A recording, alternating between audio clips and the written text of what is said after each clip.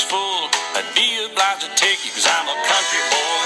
I got a four-wheel drive. Welcome everyone to Off the Cuff. I'm Adam Banks.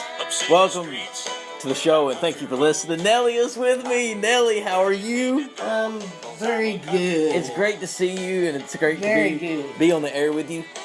I love this song, by Alan Jackson. I love Alan Jackson. Yeah, he's one of the only country singers alive one of the only. I mean, there's only a very few that still live, him and Toby Keith and a few others who keep country alive. Adam's killing me because they're all about my age. I mean, they really are though. People your age. Yeah. People your age knew music. You're 57. Yeah. Yeah, and I'm 56. 56. So you turn 57 in January? Yeah. Okay. It's January what? 17th. Okay. Mm-hmm. And you'll be 28. Yeah. Why did you say it so evil like well, that? because that's the way you say 56. But people your age knew country music. They really did. Or people your age, knew music. Just like the bands that were out when you were just my age, like a teenager. Gosh, your high school days were probably so fun, driving up and down the road, just turning on the radio. Oh, it was all the rock back in those days, and Stevie Nicks, and oh wow, yeah, Steppenwolf, and Nellie. We do a lot of things that irritate each other. I made a list, and it's not about you. It's not about you. So chill out. Just things in general. It's just things in general that just irritate me. Okay, and I'm just going to name a few. One of the things that irritate me, and I'm just going to kind of just mention a few throughout the show. The first thing I'd like to mention is when you are walking by somebody and you ask them how they're doing, and they say good, but then they say nothing back. That's rude. That's so rude. Like, I hate it when I'm like, hey, how are you doing? And they're like, good. And then they walk past and they don't say, how are you? They say, good, how are you? They don't say that. That really irritates me. Right. I hate that. I just feel like that is so rude. I agree. Oh, and it just runs all over me. Or when I'm opening the door for somebody and they walk through it without saying thank you, like a stranger. Like if I'm at Speedway and I'm holding the door open for like a woman and she just looks at me and she doesn't say thank you. Or a man. Or man, when you look at them and you know they're looking directly into your eyes and you kind of smile and nod your head just to say hello. Yeah. They don't even recognize that you did that. Yeah. And I mean, God, is life that horrible for them? Yeah. That they can't say anything right. Are they that afraid of people? Right. Or are they just stupid and hateful? I firmly believe that you will not be a hateful person if you're happy.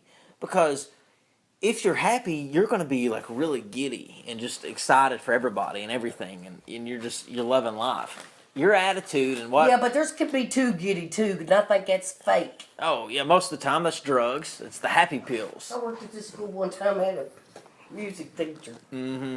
I said, Yeah, I worked at a school one time. She was just all the time. Yeah, I knew women like that. They're on the what's that called? Prozac. They on something. You know Prozac, right? Prozac is it's depression medicine. You don't want to right? know what I said she needed. Do you know what Prozac is? Yes, it's that antidepressant. Right, and it's supposed to make you really, really happy. Mm-hmm. What did you say she needed? Oh, I can't tell you. Why can't you say what you think she needed? Oh, Lord. Nellie, goodness. She needed her a good feller. Oh, okay. Well, we don't want to go there because I don't want to imagine that. Well, that's what I'm just saying. Oh, she needed her a man?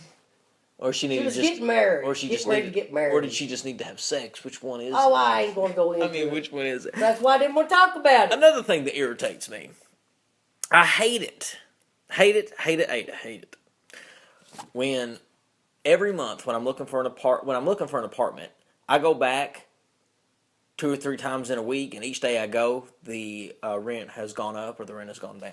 The price fluctuates too much. Have you noticed that? Every day. Did you know that in the apartment complex that you live in Lexington, and that I live in, did you know that the prices change every day? Yeah. I don't think they should be allowed to do that. I don't think they should either. I mean, that's shady. I think all these damn gas prices and all this, I think there's a lot of shit that ain't right in this world. I mean, that's just, where is the logic that rent should change? Where? And especially if you're a person that, for instance, myself, I would be perfectly fine right here to the day they have to pack me out. Because I'm happy At here, your I apartment. feel safe. At your apartment. As long as I feel safe. Right, absolutely. You know, I don't need nothing to take care of. Hell, I can't take care of what I got. That is hilarious. But, you know, those are just a couple things that irritate me. Nellie, it's a big day in media because David Letterman is hosting his last late show tonight. His final show. The final show. Do you like David Letterman? What do you think of David Letterman? Well, yeah, I mean, I like him. He's a legend. Right. He's a legend.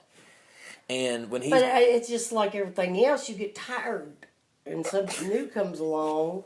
Well, you know what happened to David Letterman? I'm going to just tell you what happened to David Letterman. The new hosts started coming along, like Jimmy Kimmel, Jimmy Fallon, James Corden, people like that. And even Conan's broke into it a little bit, but a lot of people have come along and have utilized technology. Late night TV used to be something that you watched.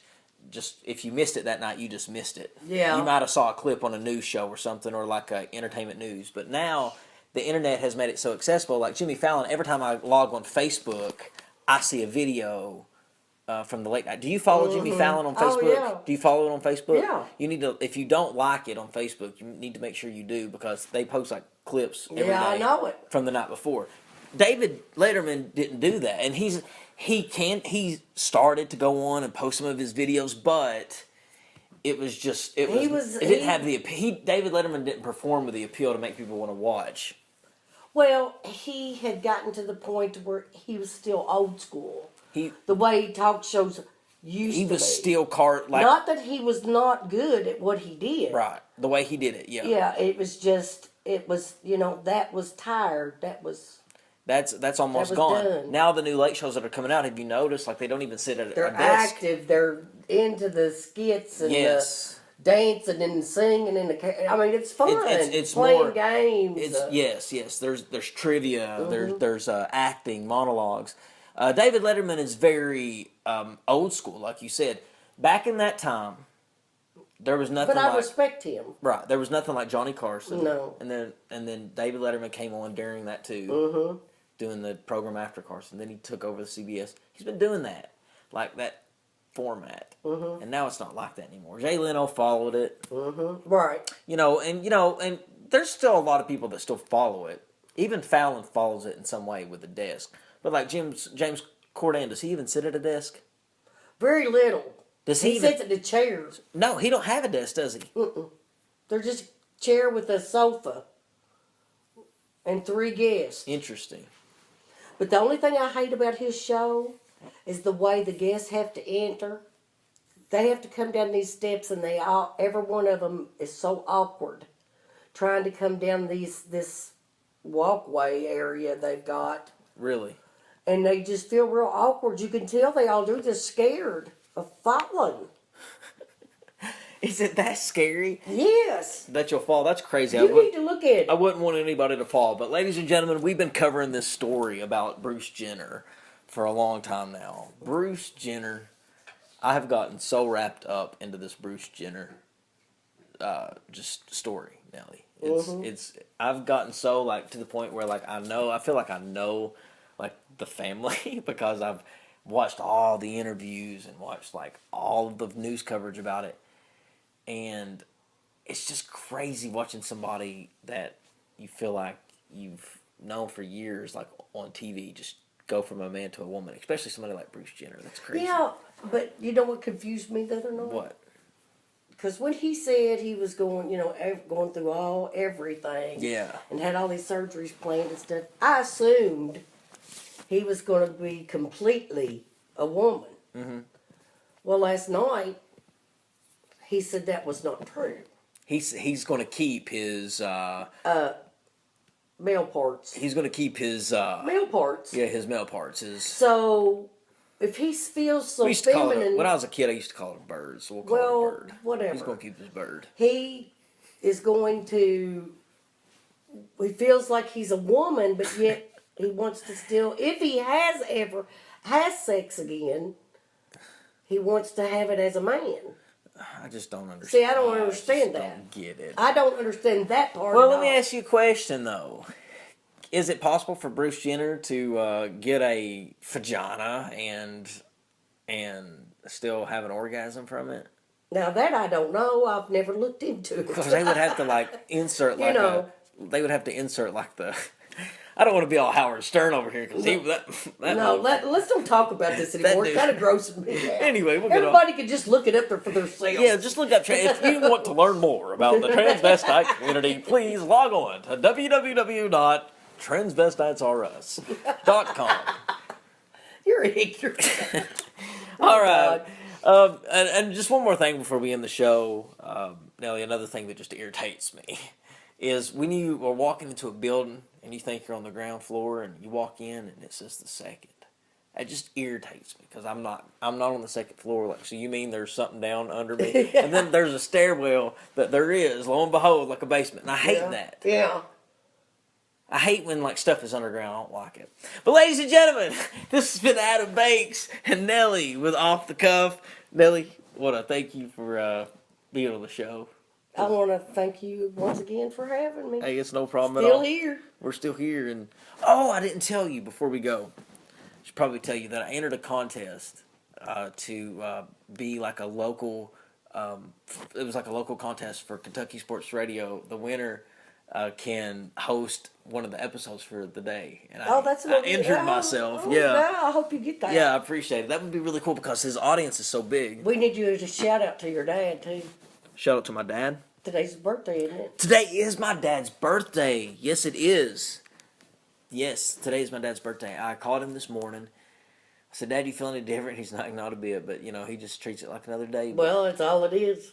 Yeah, bless I mean, his heart. nobody feels any different. Happy ever. birthday to my father, Joe Banks. He is 52 years old. I love him Happy birthday, dearly. Joe. Nellie, you've met him. Yeah, he's a very nice man. Yeah, he's my dad. And has a lovely wife.